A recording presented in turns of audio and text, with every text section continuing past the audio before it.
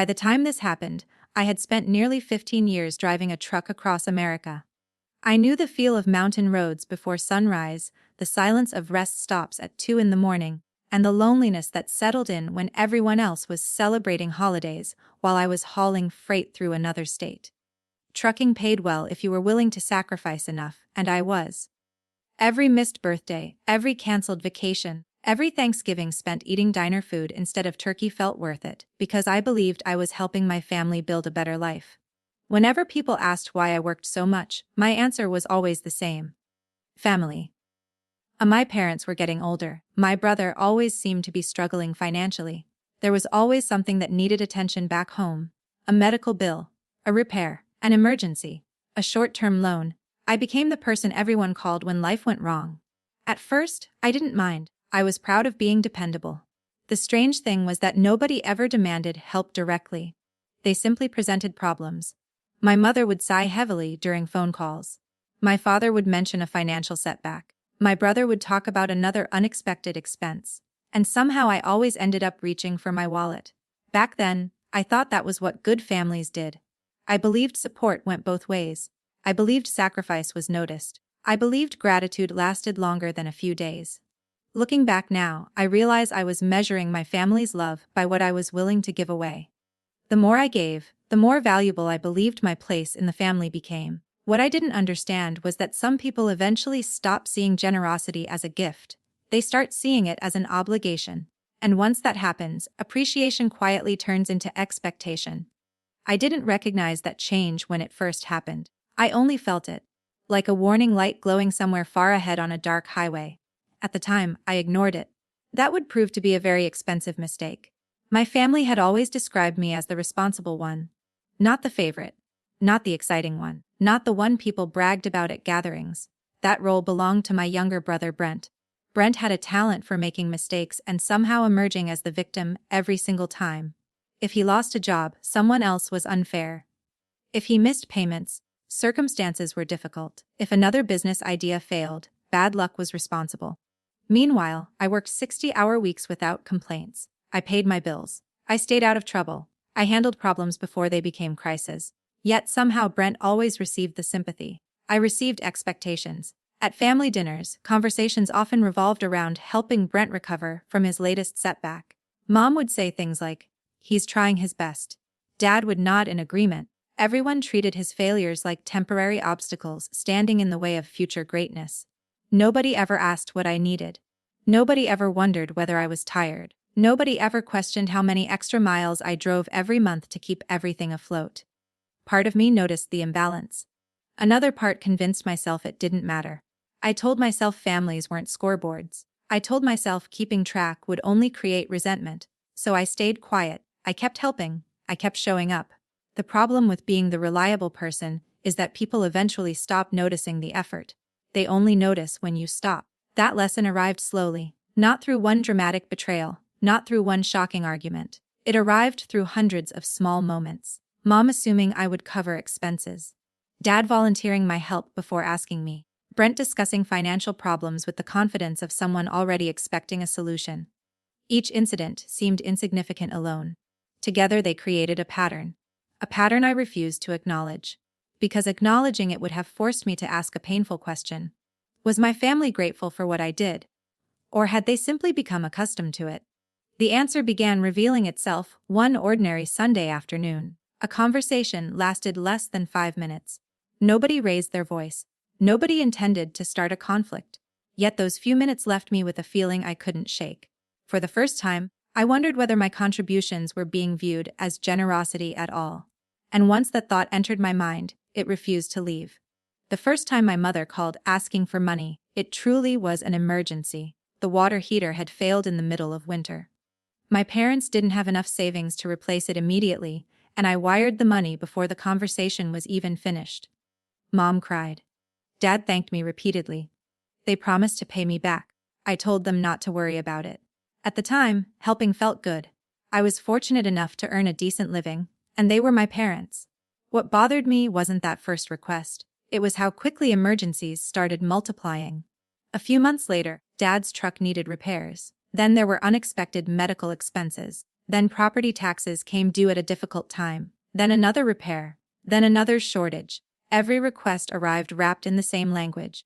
Just until we get caught up. Just a little help. We hate asking. The amounts varied. The pattern didn't. Most of the money was never mentioned again. I didn't keep track because I didn't want our relationship to feel transactional. That decision would come back to haunt me. Meanwhile, Brent's life operated on a completely different set of rules. Whenever he ran into financial trouble, the family gathered around him like a rescue team. The strange part was that Brent's problems were rarely unexpected. He spent money carelessly. He jumped into business ventures without planning. He financed things he couldn't afford. Yet every setback was treated like bad luck rather than the predictable result of poor decisions. One evening, Mom called while I was parked outside a distribution center in Missouri. Brent had fallen behind on rent. Again, she explained the situation as though he were facing a natural disaster. He just needs a little help getting back on his feet. I stared out the windshield and asked quietly, "How many times has he gotten back on his feet already?" There was a pause. Then Mom sighed. "Tessa, he's family." The answer irritated me more than I expected. Because so was I still. I sent the money. A week later, Brent thanked me with a text message that contained fewer words than most fast food orders. No call, no conversation, no acknowledgement of what that money represented. Just a casual assumption that help would always be available. The biggest request came the following year. My parents wanted to renovate parts of the family home. The roof needed work. Several rooms were outdated. There were structural repairs that couldn't be postponed much longer. Unlike previous requests, this wasn't presented as an emergency. It was presented as an investment in the family's future. Dad spoke about preserving the home. Mom talked about creating a place where everyone could gather for holidays. A place for future generations. A place filled with memories. I loved that house. Every Christmas from my childhood lived inside those walls. Every birthday. Every family celebration. Helping didn't feel like spending money. It felt like protecting something important. Over several months, I contributed a significant amount toward the renovation project. Far more than anyone else. My parents repeatedly assured me how much it meant. Mom called me their blessing. Dad said none of it would have been possible without me. For a while, I believed those words. I believed my sacrifices were strengthening our family, but after the renovations were completed, something unexpected started happening. People admired the improvements. They complimented the house. And every time they did, someone else seemed to take credit. At first, I told myself it didn't matter. Then I started noticing how often it happened. And once I noticed it, I couldn't stop seeing it. The first time I noticed it, I almost laughed. I had driven home after being on the road for nearly 3 weeks. The renovations were finally finished, and I was genuinely excited to see everything completed. The house looked beautiful. The new roof matched perfectly. The updated kitchen felt brighter. The repairs had transformed the place without taking away its character. For a moment, I felt proud, not because anyone owed me recognition, but because I had helped preserve a home that meant something to all of us. That feeling lasted about 10 minutes. A neighbor stopped by while I was carrying bags inside. She looked around and smiled. "Brent really did a great job helping your parents fix this place up." I remember blinking, then forcing a smile. "Yeah," I said. That was it. I didn't correct her. I didn't explain. I told myself it wasn't important. But later that afternoon, another visitor said something similar. Then another. By the end of the weekend, I had heard Brent's name connected to the renovation more times than I could count. My name never came up once. The strange thing was that Brent hadn't actually contributed much. He helped choose paint colors. He gave opinions. He showed up for photographs. But the financial burden had fallen overwhelmingly on me. Yet somehow the story being told was completely different. One evening, I overheard Brent talking to relatives in the backyard. "We all pitched in," he said casually. "I spent a lot of time making sure everything got done right." Several people complimented him. He accepted the praise without hesitation. No mention of the money. No mention of the years I had spent working overtime routes and holiday schedules. No mention of the transfers sitting in my bank records. Just a polished version of events that made him sound responsible and generous. I stood near the kitchen window listening. A part of me expected someone to correct him. Nobody did. Later that night, I mentioned it to my mother. Not angrily. Just honestly. "I think people have the wrong impression about who paid for most of the renovations." Mom barely looked up from the dishes. It doesn't matter who paid. I frowned. Then why does everyone think Brent did it? She sighed as though I were creating a problem. Tessa, not everything has to be about credit. The response hit harder than I expected. Because I wasn't asking for praise. I wasn't asking for attention. I was asking why the truth seemed so disposable. Mom continued rinsing plates. Conversation over. To her, preserving family harmony mattered more than accuracy. To me, the situation felt different. If credit truly didn't matter, nobody would have been so comfortable letting Brent receive it. Over the next few months, similar moments kept appearing. Family gatherings, community events, casual conversations, each one reinforced the same narrative. Brent was the devoted son. Brent was the helper. Brent was the one holding everything together, and I became increasingly invisible. The more I noticed it, the harder it became to ignore. Yet every time I considered confronting someone, I stopped myself. I told myself the house was still standing. My parents were happy. Creating conflict wouldn't change anything. So I stayed quiet. I convinced myself peace was worth more than recognition. What I didn't realize was that silence often comes with a price. And every time I swallowed my frustration, the family became more comfortable rewriting reality. Eventually, the version of events they repeated became stronger than the truth itself, and that false story was about to spread much further than I ever imagined. By the following year, the story had taken on a life of its own. What began as a few careless assumptions had somehow become accepted fact. I didn't realize how far it had spread until a family reunion in early summer. I had just arrived after driving through 3 states overnight.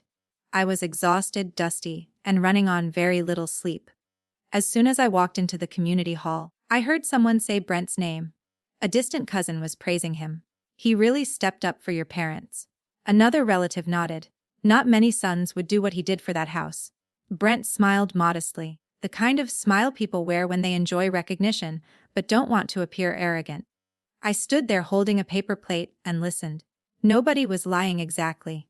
They were repeating what they believed. The problem was that what they believed wasn't true. For years I had assumed facts eventually spoke for themselves. I was learning they didn't. Stories spoke louder. And the story my family told was simple.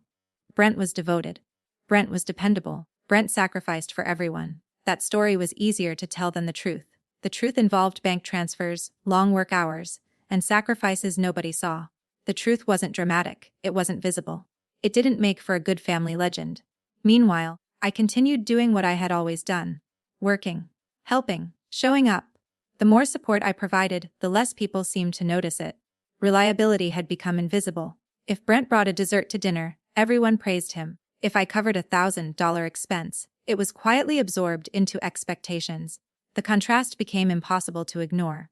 One person received recognition for appearances, the other received obligations for performance. At family gatherings, I increasingly felt like an outsider observing my own relatives. Conversations happened around me rather than with me. Plans were discussed without including me. Decisions seemed to be made before I arrived. Nothing was openly hostile. That almost made it worse. There was no single argument to point toward. No dramatic confrontation. Just a steady shift in atmosphere. Like a door slowly closing. One Thanksgiving planning conversation happened while I was sitting right there. Mom discussed seating arrangements. Holiday menace. Guest lists. Everyone contributed ideas. Nobody asked whether I would even be available. It was a small thing. But it lingered. Later, I mentioned it to Renee, my closest friend. She listened quietly before asking a question that unsettled me. When was the last time they made you feel important without needing something? I didn't answer immediately. Not because I disagreed. Because I couldn't think of an answer. That realization stayed with me. For years, I had measured my place in the family through usefulness. The moment usefulness disappeared, what remained? The question followed me back onto the road. Through truck stops, delivery schedules, long stretches of highway. And the more I thought about it, the more uncomfortable I became. Something was changing inside the family. I could feel it. Not enough to identify clearly, but enough to recognize a warning sign. For the first time, I began wondering whether I belonged in that house anymore. And before long, events would force me to confront that fear directly. As autumn approached, I found myself looking forward to Thanksgiving more than usual. That might sound strange considering how many holidays I had spent working over the years, but something about that season felt different. My route schedule was lighter. For once, I knew I would be home several days before the holiday instead of racing across state lines at the last minute. I was actually excited. The family house always felt its warmest during Thanksgiving. The smell of food drifted through every room. Old stories resurfaced. Relatives filled the dining room with noise and laughter.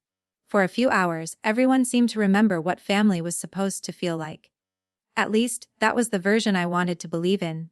A month before Thanksgiving, I called my mother while parked outside a warehouse in Nebraska. She mentioned grocery shopping decorations, preparing guest rooms, the usual holiday planning. What struck me was what she didn't mention: an invitation. At first, I brushed it off. I'd attended every Thanksgiving I could remember. Nobody needed to formally invite me. It was family. A week passed, then another. Still nothing.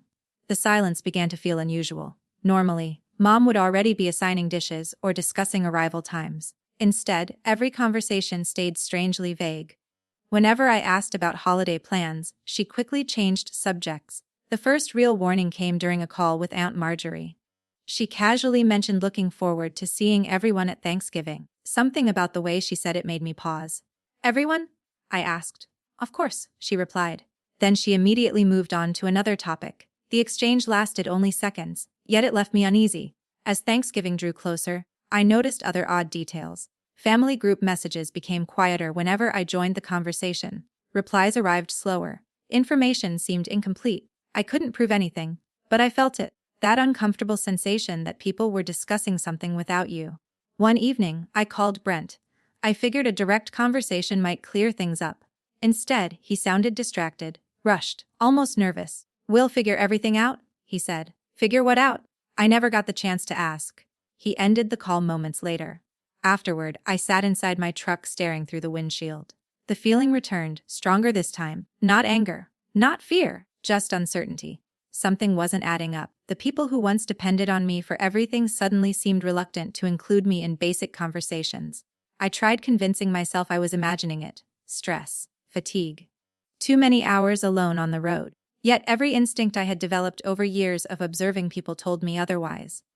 Something had changed. And whatever it was, nobody seemed willing to talk about it.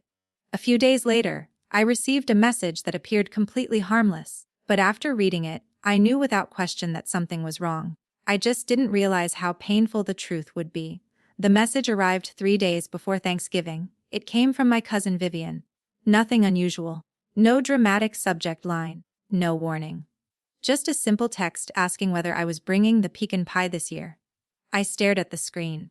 For a moment, I thought I had misunderstood. Then I read it again. If Vivian was asking about pie, that meant she assumed I was attending. Which meant nobody had told her I hadn't been invited. My stomach tightened. I typed back carefully. "What time is everyone getting together?" Several minutes passed before her reply appeared.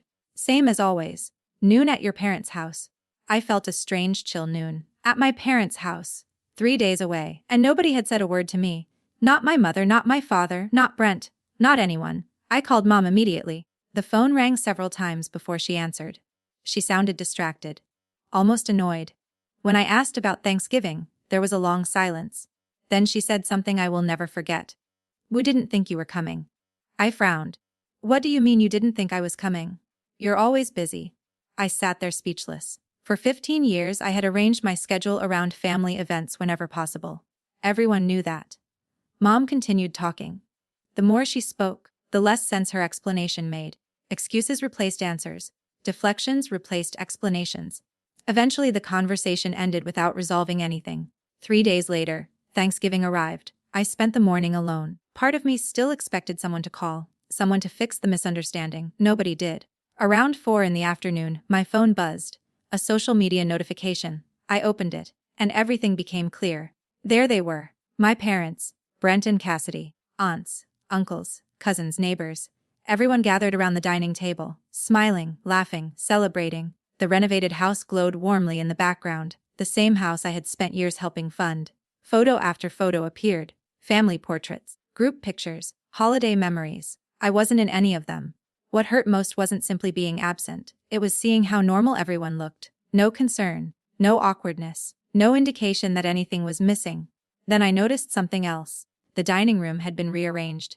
The chair I traditionally occupied wasn't there, not moved, not empty, gone. Someone had redesigned the seating arrangement completely. The realization hit me harder than I expected. This wasn't an oversight. It wasn't a scheduling mistake. It wasn't poor communication. Plans had been made. Invitations had been sent. Seats had been assigned. And somewhere during that process, my place had quietly disappeared. My hands were shaking when I called Mom again. This time she answered quickly. Perhaps she knew why I was calling. I didn't yell. I didn't accuse. I simply asked one question. Why wasn't I invited? The silence that followed felt endless. Finally, she sighed. Not sadly, not regretfully. The way someone sighs when discussing a difficult inconvenience. Then she said something that changed the way I viewed my family forever.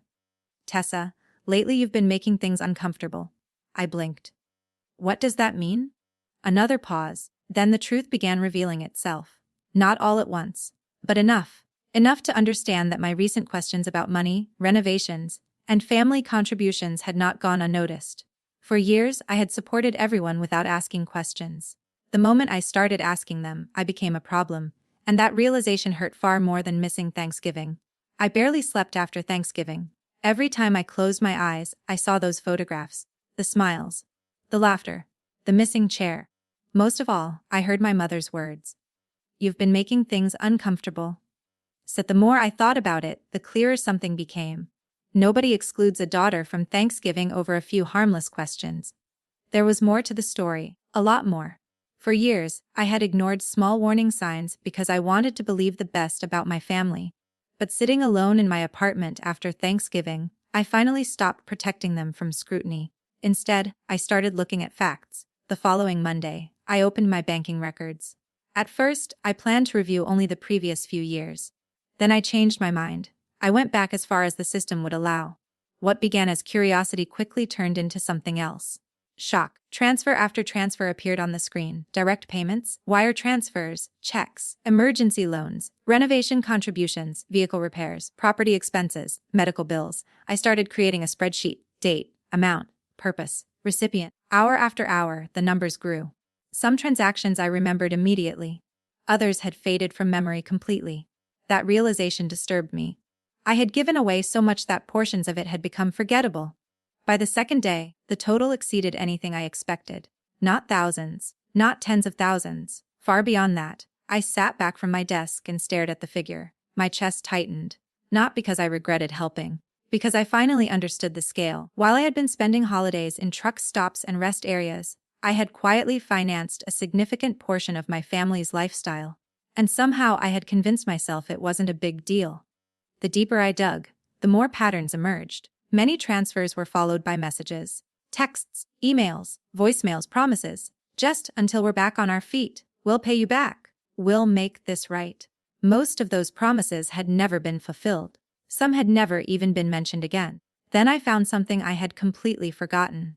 An email exchange about the home renovation project.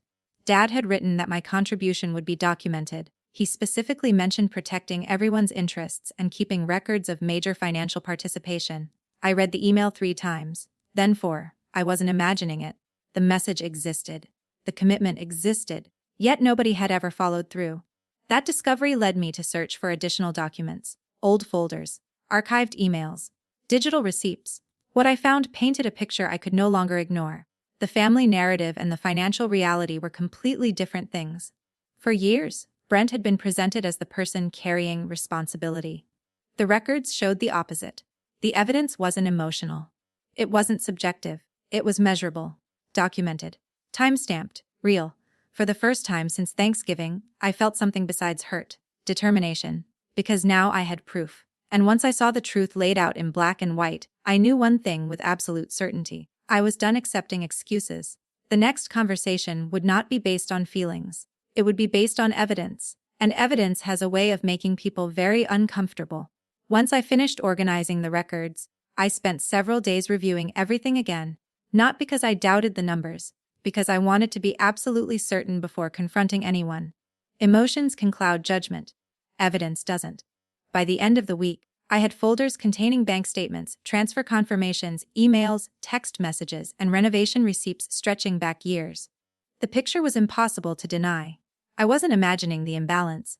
I wasn't exaggerating my contributions. The facts spoke for themselves. So I requested a family meeting. Nothing dramatic. Just a simple message sent to my parents and Brent. I'd like us to sit down and discuss some financial records. There are things we need to clear up. The responses arrived quickly.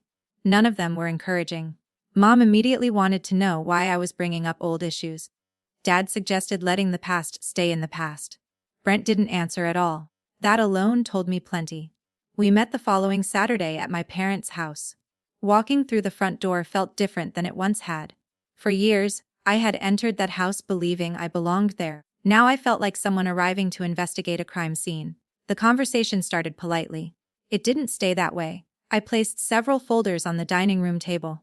Mom frowned immediately. Why are you doing this?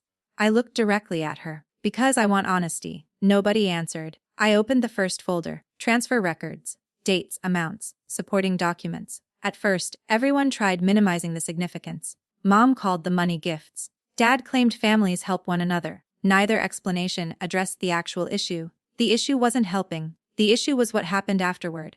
Then Brent finally spoke. His tone was sharper than I expected. Are you seriously keeping score now? The question irritated me.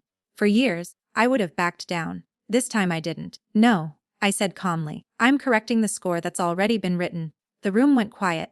I continued presenting records. Not accusations. Records. Every document contradicted the story I had listened to for years. The more evidence appeared, the more defensive Brent became. Eventually he slammed his hand against the table. This is ridiculous. I met his stare. What's ridiculous is pretending these records don't exist. Mom tried changing the subject. Dad attempted to smooth things over. Neither strategy worked. The documents remained exactly where they were. Visible. Undeniable. Then I presented copies of emails regarding the renovation project, including Dad's written promise that contributions would be documented. His expression changed immediately. For the first time that afternoon, nobody spoke. The silence felt heavier than any argument, because evidence removes room for interpretation. You can debate opinions. You can challenge memories. You cannot easily explain away your own words. I watched their faces carefully. Not looking for guilt, looking for recognition, some acknowledgement that reality mattered. Instead, I saw discomfort, defensiveness, embarrassment. Most revealing of all, I saw cracks. Small ones at first, but enough. The carefully maintained family narrative was beginning to fracture. And once a false story starts breaking apart, keeping it alive becomes much harder than creating it ever was. The family meeting ended without an apology. It ended without accountability. It ended with everyone retreating into separate corners of the truth. Mom insisted the discussion had been unnecessary. Dad claimed misunderstandings had been exaggerated. Brent left before anyone else, slamming the front door behind him. For a few hours, I wondered if confronting them had accomplished anything at all. Then the phone calls started. The first came from Aunt Marjorie. She rarely involved herself in family disagreements, which was exactly why her call surprised me. I heard there was a meeting, she said carefully. There was. A pause followed. Then she asked, is it true you paid for most of those renovations? For years, nobody had asked me that question directly. Not once. I answered honestly. Yes. Another silence. Not disbelief, processing. By the end of the conversation, she asked if she could see some of the records herself. I sent copies. The next day Uncle Calvin called, then Vivian, then Elliot. One by one, people began reaching out. Apparently news of the meeting had spread much faster than anyone expected. Especially after Brent started telling his version of events.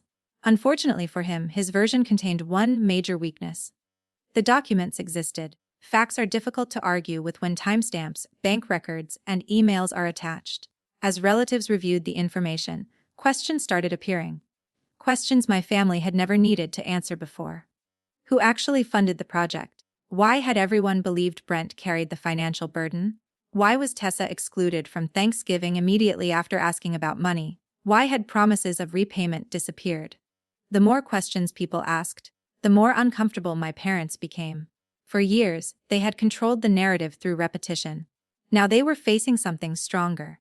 Evidence. Family friends eventually heard pieces of the story as well. Janice Rowe, who had spent years praising Brent's generosity, called me one afternoon. I honestly thought he paid for most of that house. There was genuine surprise in her voice. Not malice, not judgment, just realization. I wasn't angry at people like Janice. Most had simply believed what they were told. The problem had never been public perception. The problem had been the false story creating it. As weeks passed, opinions shifted, slowly, naturally, without dramatic confrontations. People stopped praising Brent as the family savior. They started acknowledging the years I spent supporting everyone. For the first time, my work wasn't invisible. The contrast was striking. I hadn't launched a campaign. I hadn't attacked anyone publicly. I had simply shown receipts, and the truth had done the rest. Brent struggled with that reality more than anyone. Recognition had always come easily to him. Now people were questioning assumptions he had benefited from for years. The change frustrated him. The more frustrated he became, the more his behavior revealed itself. And with every angry reaction, another piece of the old family story fell apart. For the first time in a very long time, people were seeing us clearly, not the version my family had created, the real version. And that shift was only the beginning of the consequences that followed. For most of my life, I believed consequences arrived dramatically. I imagined explosive arguments, slammed doors, and emotional confessions. What actually happened was much quieter, and somehow much more powerful. The first consequence was simple. I stopped sending money. No announcements, no threats, no ultimatums. I just stopped. When a request arrived, I declined politely. When someone hinted at financial problems, I listened without reaching for my wallet. For the first time in years, I allowed other adults to solve their own problems. The reaction was immediate. Mom called more frequently. Dad suddenly wanted to discuss family unity. Brent alternated between frustration and disbelief. What surprised me wasn't their disappointment. It was how quickly they noticed the absence of support. Apparently my contributions had been invisible only when they were present. The moment they disappeared, everyone saw them clearly. A few months later, reality began catching up with the family. Projects stalled. Plans were delayed. Expenses became harder to manage. Not because I wanted anyone to suffer. Because the financial foundation they had quietly relied upon no longer existed. Meanwhile, something unexpected happened in my own life. I started breathing easier. The money that once vanished into endless emergencies remained in my account. I paid down debt faster, increased my savings, took time off without guilt. For years, I had convinced myself helping others was preventing me from building the future I wanted. Now I could finally see how true that was. The emotional changes were even bigger. I stopped waiting for approval, stopped chasing recognition, stopped measuring my worth through usefulness. That shift didn't happen overnight. It happened through hundreds of small choices. Each boundary strengthened the next one. Eventually, conversations with my parents changed. Not because they suddenly accepted responsibility. Because they realized guilt no longer worked. The dynamic they depended on was gone. For the first time, they had to interact with me as an equal rather than a resource. Some relatives adjusted, others didn't. I accepted both outcomes. Not every relationship survives accountability. Not every connection deserves to. As another holiday season approached, I found myself reflecting on everything that had happened. The exclusion, the evidence, the confrontation, the fallout. What surprised me most was the absence of anger. Months earlier, I had been consumed by hurt. Now I felt something different. Clarity. The truth had cost me relationships, but it had also given me freedom. And freedom felt better than approval ever had. For years, I had been fighting to keep my place at someone else's table. Now I was beginning to understand something important. Maybe the real solution wasn't reclaiming that seat. Maybe it was building a life where I no longer needed their permission to belong. And that realization would completely change the way I spent the next Thanksgiving. The following Thanksgiving looked nothing like the one before. A year earlier, I had spent the holiday staring at photographs that proved I had been excluded from my own family gathering. This year, my phone was filled with invitations. Not because people suddenly felt sorry for me. Because over the previous 12 months, I had built relationships that weren't based on obligation. Renee invited me first. Then Martha. Then Dean. Even Olivia from next door insisted I stop by if I needed anything. For the first time in years, people wanted my presence rather than my resources. That distinction mattered more than I could explain. Eventually, I decided to host a small Thanksgiving dinner myself. Nothing extravagant. Just a group of people who genuinely enjoyed one another's company. The guest list wasn't based on blood, it was based on respect. The morning of Thanksgiving felt strangely peaceful. No anxiety, no pressure, no concern about meeting expectations. Everyone arrived carrying food, stories, and laughter. Nobody arrived carrying entitlement. The difference was impossible to miss. At one point, Renee stood in my kitchen watching everyone talk around the dining table. She smiled. You seem happier. I looked around the room. Dean was helping Martha with drinks. Olivia was setting plates. People were laughing over stories from the past year. And for the first time in a very long while, I felt completely relaxed. I am happier, I admitted. The answer surprised me, because it was true. Not long after dinner, my phone buzzed, then buzzed again. And again, messages from family members. Some were casual, some awkward. A few attempted to rewrite history. Others hinted that enough time had passed and everyone should move forward. I read them carefully, then set the phone aside. There was no anger behind that decision, only perspective. Moving forward didn't require pretending nothing happened. Healing didn't require ignoring reality, and forgiveness didn't require restoring access. That lesson had taken me years to learn. The people around my table understood something my family never had. Relationships survive honesty. They don't survive manipulation. Later that evening, after most guests had gone home, I stood in the quiet dining room. A year earlier, being excluded from Thanksgiving had felt like proof that I didn't belong. Now I understood something completely different. Belonging isn't created by blood. It isn't purchased through sacrifice. And it certainly isn't maintained through endless giving. Belonging comes from mutual respect. The people who truly valued me had proven that all day. My family could control invitations. They could control narratives. They could even control who sat at their table. But they couldn't control my peace anymore. And that made all the difference. Sometimes people ask whether I regret everything I gave my family. The money, the years, the sacrifices, the missed holidays, the endless willingness to help. It's a reasonable question. For a long time, I wasn't sure how to answer it. After everything that happened, regret would have been easy. Bitterness would have been easy too. But somewhere along the way, I realized those feelings would keep me tied to the same story I had worked so hard to escape. So my answer became simpler. No, I don't regret helping. I regret helping people who believed help was their entitlement. There is a difference. The money itself was never the real loss. Money can be earned again. What hurt was discovering that some of the people I loved valued my contributions more than they valued me. That realization changed how I viewed relationships forever. The experience also taught me something important about family. Family isn't measured by who shares your last name. It's measured by who shows up when there's nothing to gain. Who tells the truth when a lie would be easier? Who respects boundaries instead of resenting them? Who sees your value even when you aren't giving them something? For years I confused obligation with love. I confused sacrifice with belonging. I confused usefulness with worth. Losing my place at my parents' Thanksgiving table forced me to confront those mistakes. Ironically, that painful lesson became one of the greatest gifts of my life. Not because it was easy.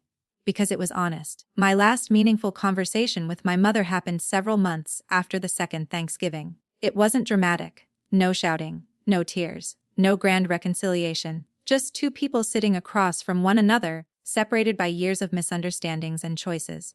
At one point she asked quietly, "Do you think things will ever go back to the way they were?" I considered the question carefully. Then I shook my head. No. She looked disappointed. But I continued. That doesn't mean everything has to stay broken. It just means it can't go backward. For once, neither of us argued. The truth was too obvious. Some doors close permanently. Some lessons can't be unlearned. Some boundaries remain exactly where they belong. Today, my life looks very different than it once did. I still drive, I still work hard, I still help people. But now I choose where my energy goes. I choose who receives my trust. And most importantly, I choose the table where I sit. Every Thanksgiving, I look around that table and feel something I spent years searching for. Peace. Not because justice erased the past. Not because everyone faced perfect consequences. But because the truth finally found its place. The people who manipulated and took advantage lost the control they once enjoyed. The people who valued honesty remained. And I learned that my worth never depended on anyone else's approval. The empty chair that haunted me after that Thanksgiving no longer exists in my mind. It has been replaced by something better. A seat earned through self-respect. A place built on genuine connection. A life no longer shaped by guilt or obligation. And for the first time in many years, that seat is exactly where I belong.